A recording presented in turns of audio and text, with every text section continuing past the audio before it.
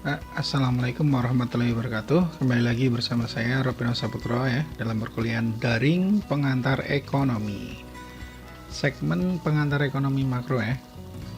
Kali ini kita akan membahas bab 21 untuk ekonomi makro ya.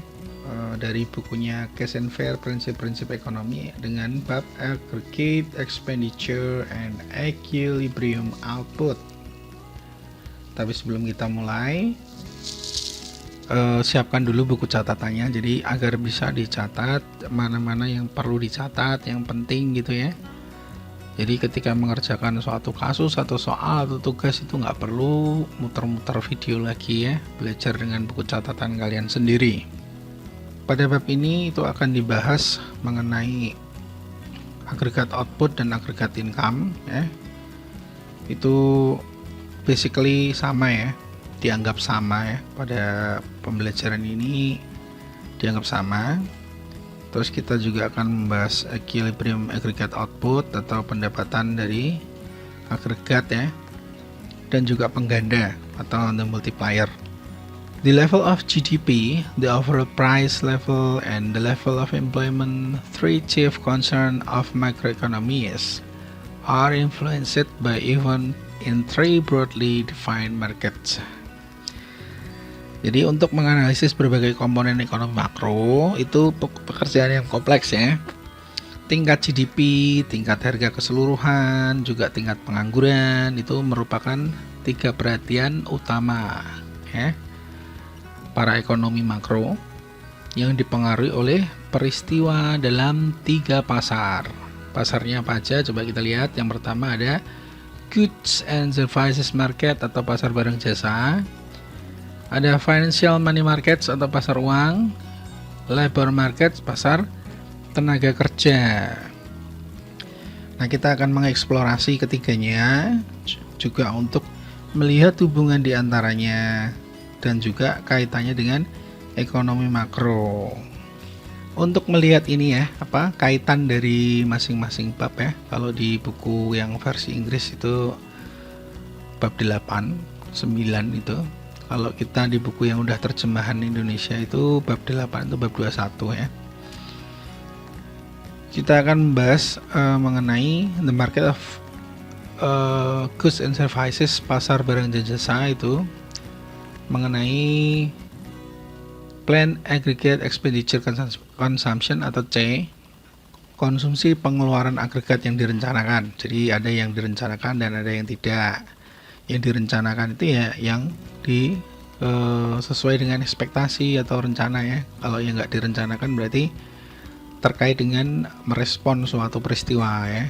Biasanya ada tindakan-tindakan yang terpaksa harus dilakukan, bisa karena hal baik, bisa juga karena hal buruk. Terus ada plan investment atau investasi yang direncanakan oleh perusahaan. I di sini berarti investasi yang dilakukan oleh perusahaan. Kalau investasi yang dilakukan pemerintah apa? Masuknya ke G.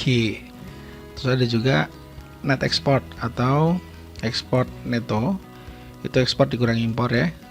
Juga membahas mengenai agregat output, income ya, pendapatan agregat atau Y. Itu yang simbolnya Y. Di chapter berikutnya kita akan membahas money market atau pasar uang, termasuk di dalamnya itu penawaran uang, permintaan uang, juga termasuk tingkat bunga. Dari situ keduanya itu menghasilkan bab yang ke-12, hubungan antara pasar barang dan jasa dengan pasar uang. Terus lagi dilanjutkan menuju ke chapter 13 ya, aggregate demand and aggregate supply. Ini bisa dilihat nih. Agregat permintaan itu berarti dari pembeli ya. Pembeli itu kan kalau dia harganya tinggi segini ya. Nah, itu dia permintaannya hanya dikit. Minta barang atau beli barangnya dikit. Tapi harganya pas turun, tuh barang yang diminta juga tambah banyak. Terus lagi ada kurva ini ya, penawaran ya dari pihak penjual. Itu kalau harganya rendah, barang yang ditawarkan sedikit, harganya naik, dia otomatis barang yang ditawarkan juga tambah banyak. Selain itu juga akan dibahas equilibrium interest rate ya, suku bunga equilibrium, terus kemudian pendapatan equilibrium, juga tingkat harga equilibrium. Kemudian dilanjutkan dengan bab 14, itu pasar tenaga kerja, termasuk di dalamnya itu penawaran ya dari tenaga kerja, terus ada permintaan dari tenaga kerja, juga pekerja dan pengangguran. Nah, masuk ke agregat output dan agregat income. Agregat output itu apa? Agregat output atau output agregat adalah hasil ya, total quantity of goods and services produced on supply in economy in given period. Jadi total kuantitas ya, kuantitas itu jumlah dari barang jasa, produk jasa dan barang ya, yang diproduksi atau ditawarkan dalam ekonomi pada periode tertentu. Kemarin udah dibahas ya. Yang kedua, agregat income. Income itu pendapatan agregat atau total dalam sebuah negara. The total income received by all factors of production in a given period. Jadi total pendapatan yang diterima dari seluruh faktor produksi dalam periode tertentu. Jadi pendapatan ini, perusahaan itu dalam membuat produk itu kan menggunakan faktor usaha, itu termasuk tenaga kerja, bahan mentah, terus sewa bangunan atau sewa tanah, terus upah juga ya, bunga dari pinjam dana atau modal ke masyarakat. Itu semuanya masuk ke pendapatan agregat ini. Nah, ada juga istilah yang ketiga adalah agregat output income Y. Jadi gabungan antara keduanya. Sederhananya itu agregat output itu mencerminkan agregat income. Ya. Produksi yang terjual ya. Produksi dalam suatu negara dalam periode tertentu itu yang terjual. Itu mencerminkan jumlah pendapatan agregat. Dan dari situ karena dia sama, maka keluarlah istilah yang ketiga, namanya agregat output atau income, atau lebih sering dikenal dengan istilah Y. Think in real terms. When we talk about output Y, ya, we mean real output, not nominal output. Kemarin sudah dibahas ya mengenai output Y GDP ya, ada nominal, ada GDP real. GDP nominal itu dikurskan dengan nilai saat ini atau nilai pada saat itu, pada saat dicatat harganya. Jadi misalnya harganya naik gitu, maka dia akan ikutan naik. Nah, kalau harganya naik gitu kan kita bingung tuh. Sebenarnya ini GDP nilainya sekian triliun, itu yang naik harganya apa jumlah barangnya? Kan kita concernnya kan ke ini jumlah barangnya. Nah, makanya itu ada teknik baru kan, GDP real. Itu menggunakan tahun dasar, jadi sebagai acuannya tuh satu tahun tertentu. Dari situ dapat dibedakan dengan jelas, oh ini yang naik memang jumlah barangnya, bukan harganya, seperti itu ya. The main point is to think of Y as being in real terms and quantities of goods and services produced, not dollar circulating in the economy. Jadi intinya Y itu pengen melihat jumlah barangnya, bukan perpindahan atau perputaran uangnya. Ya, meskipun jumlah dari barangnya itu tetap direpresentasikan dalam wujud angka uang ya. Nah, ini masuk ke income, consumption and saving. Jadi pendapatan, konsumsi dan tabungan. Itu kodenya Y, C dan S. Jadi untuk memahami ini, perusahaan itu tadi ya seperti yang sudah saya jelaskan di awal tadi, dia membayar gaji karyawan, membayar sewa gedung, terus kemudian membayar upah, membayar bunga dari modal yang dipinjamkan masyarakat. Itu semuanya itu masuk dalam agregat income atau Y.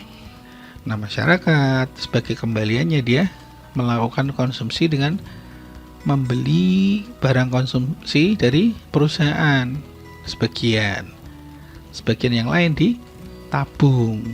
Jadi dari sini bisa ditarik kesimpulan bahwa tabungan atau saving itu sama dengan atau identitas ya, garis 3.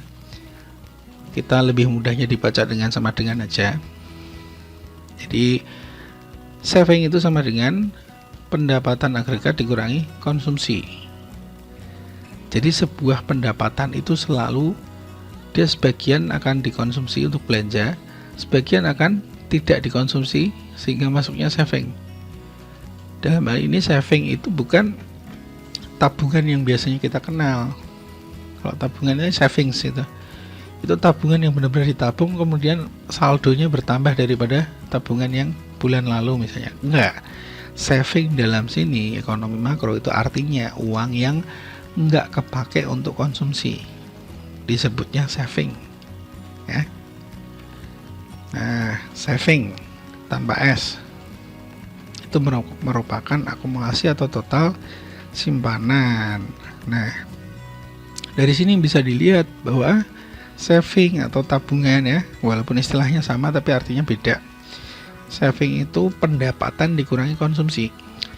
Explain spending behavior atau mempelajari menerangkan perilaku belanja.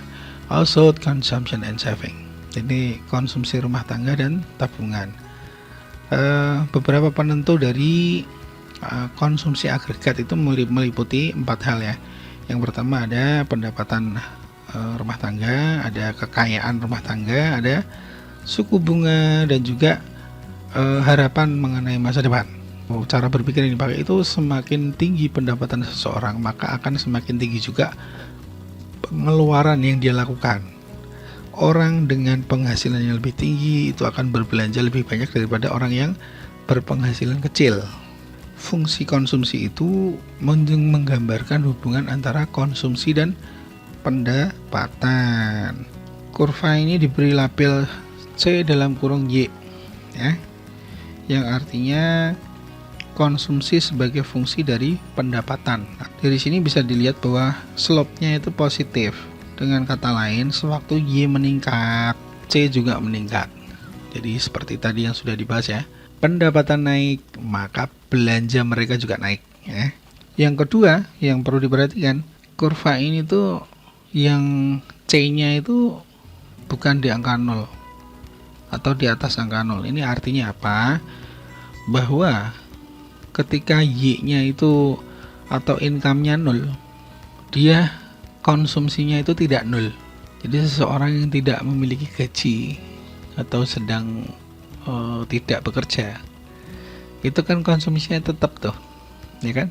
Tetap dia butuh duit, butuh uang, butuh makan, butuh bayar ini itu. Nah, dari situ nanti terciptalah yang namanya savingnya negatif ya. Dia ambil dari mana? Bisa dari utang, bisa dari mengambil cadangan uang atau tabungan yang lalu. Fungsi konsumsi agregat, ini fungsi konsumsi memperlihatkan tingkat konsumsi di setiap tingkat pendapatan. Slope menaik gitu ya, menunjukkan bahwa tingkat pendapatan yang lebih tinggi menyebabkan tingkat belanja konsumsi yang lebih tinggi pula. Nah, dari sini bisa ketahuan tuh rumusnya C ya, konsumsi ya. Fungsi dari konsumsi agregat ini C sama dengan A plus B kali Y ya. A-nya mana? A-nya ini ya. Anggap aja nilainya 100 miliar ya. B-nya apa? B itu sama dengan perubahan ya, perubahan dari konsumsi dibagi dengan perubahan dari pendapatan. Ini ya rumusnya ya.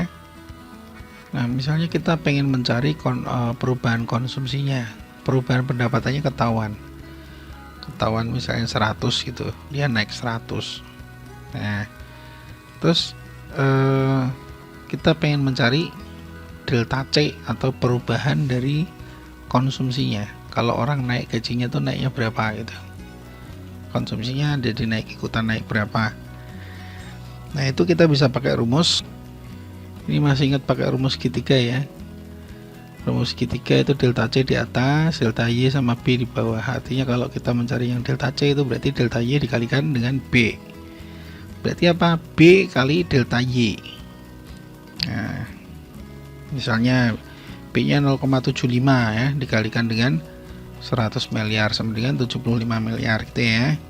Marginal propensity to consume atau MPC, bagian dari perubahan dalam pendapatan yang dikonsumsi. Jadi setelah pendapatan itu berubah kan pasti ada bagian dari perubahan itu yang dikonsumsi ya.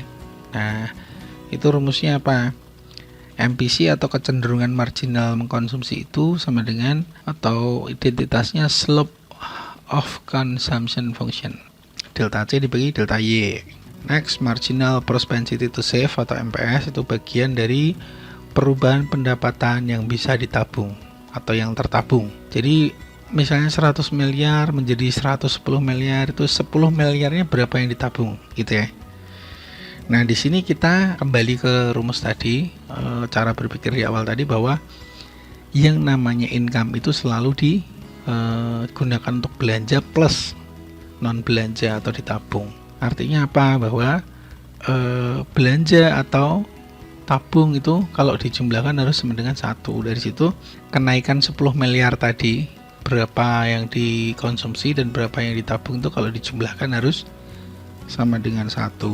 Nah, ini contoh angkanya tuh seperti ini. Ini yang sebelah sini ini bisa dilihat. Delta Y itu apa tadi? Y itu ini ya pendapatan ya. Perubahan pendapatan dari sini ke sini itu 100 miliar. Setiap 100 miliar dia menyebabkan perubahan konsumsi. Dari sini ke sini itu identik dengan dari sini ke sini. Itu 75 miliar. Nah, slope-nya itu perubahan dari konsumsi dibagi perubahan dari pendapatan. 75 dibagi 100 miliar hasilnya ini 0,75. Itu ya, gampang ya. Nah, ini ada lagi apa? Contoh kurva yang agregat ya, agregat income pendapatan dibanding dengan tabungan dan juga konsumsi. Nggak seperti tadi yang 45 derajat ya. Kalau 45 derajat ini artinya slope yang 45 derajat ini setiap kali ada penambahan pendapatan ya ke sana, ke arah sana ya, itu akan diikuti dengan penambahan ke arah sana juga, penambahan dari konsumsi ya. Sementara kalau yang grafiknya tuh lebih tinggi daripada 45 derajat ya, itu artinya beda. Yang lebih rendah dari 45 derajat juga artinya beda. Nah, ini ketika konsumsi, fungsi konsumsi itu berada di atas 45 derajat ya, tadi ya curam ke atas ya, itu konsumsi melebihi dari pendapatan. Jadi belanjanya lebih gede daripada gajinya. Dan dari situlah savingnya itu negatif ya. Jadi tabungannya negatif itu bisa ditutup dengan hutang atau mengambil tabungan dari saldo tabungannya. Terus kemudian ketika dia konsumsinya itu berada di bawah ya, lebih di bawah dari 45 derajat, maka itu sorry. Kalau dia konsumsinya itu sama dengan persis 45 derajat, itu artinya konsumsinya sama dengan pendapatan dan dia tabungannya itu 0. Sementara yang konsumsinya berada di bawah 45 derajat ya, itu artinya konsumsinya itu kurang dari pendapatan, jadi pendapatannya masih gede. Nah, itu savingnya positif. Jadi fungsi dari slope tabungan ya, bukan konsumsi ya, slope dari fungsi tabungan itu delta S per delta Y, dan itu sama dengan rumus MPS. Ini yang dimaksud dengan istilah investasi ini bukan investasi yang dilakukan oleh pihak lain, tapi investasi yang dilakukan oleh perusahaan ya. Pembelian oleh perusahaan terhadap gedung-gedung baru, peralatan, terus kemudian penambahan persediaan ya, yang semuanya itu menambah modal perusahaan itu. Actual versus planned investment. Nah, ini yang dimaksud dengan direncanakan dan tidak direncanakan tadi. Ada aktual, itu yang nyata ya, bisa beda dari yang direncanakan, dan ada yang investment plan atau yang direncanakan belum terjadi. Produksi barang dikurangi dengan penjualan. Nah, produksinya misalnya 1000 unit, terus kemudian penjualannya yang terjual ternyata 700, berarti ada perubahan persediaan sebanyak 300. Untuk menentukan ya bagaimana seorang pembeli atau orang-orang yang ingin membeli itu kan di luar kuasa atau kendalinya perusahaan ya. Nah, meskipun perusahaan menjualkan target penjualan 1 juta, Kalau ternyata masyarakat yang membeli hanya 500.000, maka dengan terpaksa perusahaan investasi ke gudang untuk persediaan biar cukup menampung 500.000 barang yang nggak kejual, ya. Nah, sama pun ketika misalnya pengen menjual 1 juta barang, kemudian barangnya dicari, most wanted dicari, sehingga masyarakat minta barang itu lebih dari 1 juta barang. Akhirnya perusahaan mengeluarkan stok barang dalam persediaan sebanyak 500.000 sehingga penjualan menjadi 1.500.000. Nah, dari situ itu namanya yang disebut dengan investasi yang tidak direncanakan. Entah baik atau buruk, itu tidak direncanakan. Decide or plan investment. Ya, ini tambahan dari penambahan modal, ya. Penambahan modal dan persediaan yang sesuai rencana perusahaan, sudah diekspektasikan. Sementara actual investment itu jumlah nyata dari investasi yang diambil, ya, juga termasuk di dalamnya itu perubahan persediaan yang tidak direncanakan gara-gara perubahan target penjualan tadi. Nah, berikutnya ini ada grafik apa ini? The plan investment function. Jadi fungsi dari investasi yang direncanakan. Kali ini kita mengasumsikan bahwa investasi itu direncanakan itu tetap. Investasi yang telah direncanakan perusahaan tidak berubah walaupun pendapatan masyarakat itu berubah, sehingga grafiknya adalah garis horizontal. I sama dengan 25. Jadi walaupun pindah ke kanan, agregat income-nya dia naik, dia tetap aja garis lurus gitu. Plan aggregate expenditure. Nah, ini hal baru lagi, AE, ya, atau pengeluaran agregat yang direncanakan. The total amount the economy plans to spend in given period. Itu total dari jumlah yang akan dibelanjakan selama periode tertentu oleh ekonomi. Nah, rumusnya apa? AE sama dengan C plus I. Jadi AE atau pengeluaran agregat yang direncanakan itu sama dengan konsumsi ditambah investasi yang direncanakan. Konsumsinya oleh siapa? Oleh masyarakat, households. Plan investmentnya oleh siapa? Oleh perusahaan, ya. Nah, berikutnya ada istilah equilibrium aggregate output. Jadi equilibrium dalam pasar itu dicapai ketika output agregat atau hasil, ya, hasil produksi Y dan pengeluaran agregat yang direncanakan itu sama. Atau bisa juga disebut dengan investasi aktual dan investasi yang direncanakan itu sama jumlahnya, ya. Agregat output itu sama dengan Y, planned aggregate expenditure itu AE, C plus I, equilibrium itu harapannya Y sama dengan AE atau Y sama dengan C plus I. Kenapa Y sama dengan C plus I? Karena AE itu sama dengan C plus I gitu, ya. Ketika output lebih besar daripada belanja yang direncanakan, ada investasi persediaan yang tidak direncanakan atau terjadi tanpa direncanakan. Perusahaan awalnya menjual barang katakanlah 1 juta unit menjadi 1.500.000 unit, itu otomatis mengaruhi persediaan, kan. Nah, itu ada peningkatan yang tidak direncanakan. Dari situ maka pengeluaran agregat yang direncanakan atau C plus I itu lebih besar daripada output agregat. Terus kondisi berikutnya, pengeluaran agregat yang direncanakan lebih besar daripada output agregat, ya. Ketika belanja direncanakan melebihi output belanja yang oleh masyarakat, ya, melebihi output yang dihasilkan perusahaan telah menjual lebih dari yang direncanakan. Rencananya 1 juta, jualnya 1.500.000. Investasi bersediaan lebih kecil daripada yang direncanakan. Jadi untuk menyimpan persediaan itu dibutuhkan gudang dan lain-lain, ya. Dia otomatis butuh gudang, gedung, sewa gedung lagi, sewa keamanan dan lain-lain. Nah, itu investasi untuk ke sana tuh menjadi lebih kecil daripada yang direncanakan kemarin, ya. Nah, ini untuk lebih mudahnya tadi, ya, kita menggunakan konsumsi ya. Rumus konsumsi itu sama dengan 100 plus 0,75 Y. A plus B kali Y. Masih ingat ya tadi ya, slope dikali Y. Nah, itu lebih mudahnya kita menggunakan angka 100 dan 0,75. Dari situ bisa dilihat di kolom pertama ya, agregat output income atau pendapatan Y itu dari 100 ya, naik jadi 200.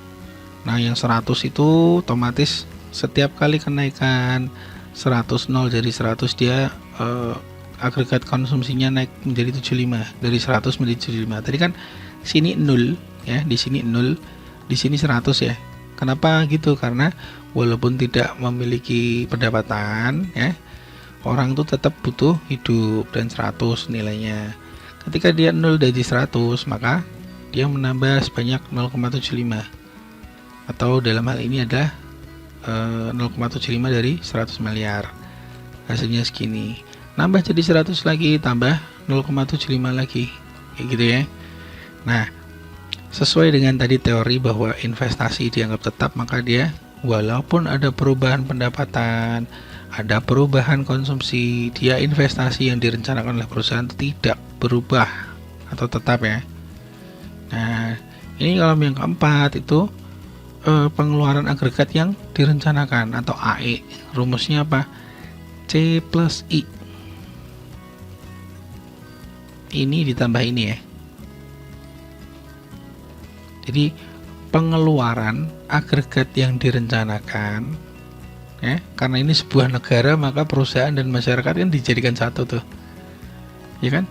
Pengeluaran agregat yang direncanakan adalah jumlah dari agregat konsumsi periode tertentu ditambah dengan investasi yang direncanakan oleh perusahaan.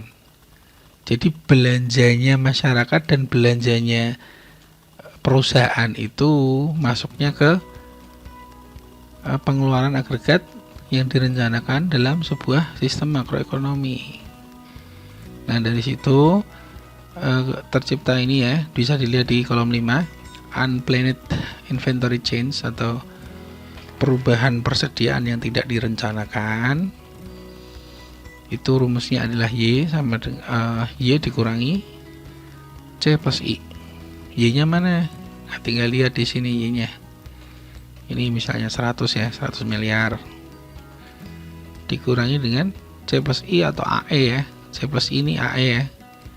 100 dikurangi 200. Nah, dia kelihatan tuh perubahan dari persediaan yang tidak direncanakan, berarti 100. Bisa diikuti ya nanti ya. Coba dilihat, dibaca bukunya itu, nanti gampang. Nah, terus kapan tercipta equilibrium? Equilibrium itu posisi di mana ketika dia Y sama dengan AE. Kalau Y sama dengan AE maka dia yes, kalau enggak ya enggak ya. Nah, ini bisa dilihat Y-nya 100, AE-nya 200. Y-nya 200, AE-nya 275. Terus lompat yuk kita. Nah, ini Y-nya 500, AE-nya 500. Nah, ini baru yes, equilibrium tercapai, gitu ya. Nah, ini kurvanya ya, tapi menjelaskan hal yang sama. Terus kemudiannya ada the saving atau investment approach to equilibrium. Jadi pendekatan untuk mencari equilibrium, tapi dari pendekatan menabung atau investasi. Kalau dari pendekatan saving ya, kita pakainya rumus kan ini, konsumsi plus saving itu sama dengan pendapatan. Tapi kalau yang dari pendekatan satunya ya, Y itu sama dengan konsumsi plus investasi. Nah, dari situ sama-sama Y kan sama dengan berarti C plus S sama dengan C plus I ya. I, karena kita bisa menghilangkan C di kedua sisi, maka tinggal S sama dengan I. Jadi equilibrium itu juga bisa dicapai apabila menggunakan pendekatan tabungan atau investasi itu, apabila ya, equilibrium terjadi apabila investasi yang direncanakan itu sama dengan jumlahnya tabungan atau pendapatan yang tidak dikonsumsikan. Oke. Nah, berikutnya ini ada gambar ya untuk membantu pemahaman. Tuh ada perusahaan sebelah kiri. Ini dia mengeluarkan yang namanya agregat output ya, produk atau barang atau jasa final itu. Terus kemudian dia melakukan investasi yang terencana, investasi yang terencana. Plan aggregate expenditure itu adalah C plus I. C-nya apa? C-nya konsumsi ya, dari seorang masyarakat itu mendapatkan gaji ya, pendapatan gaji dari perusahaan, yang mana gaji itu nanti akan sebagian menjadi konsumsi, sebagian menjadi tabungan. Nah, yang konsumsi itu digabung dengan yang investasi terencana dari perusahaan, membentuklah namanya pengeluaran agregat terencana.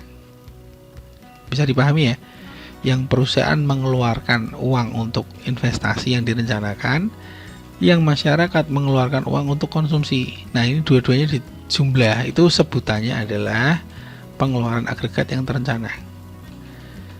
Terus kemudian rumah itu tadi selain konsumsi, dia juga ada uang yang tidak terkonsumsi ditabung.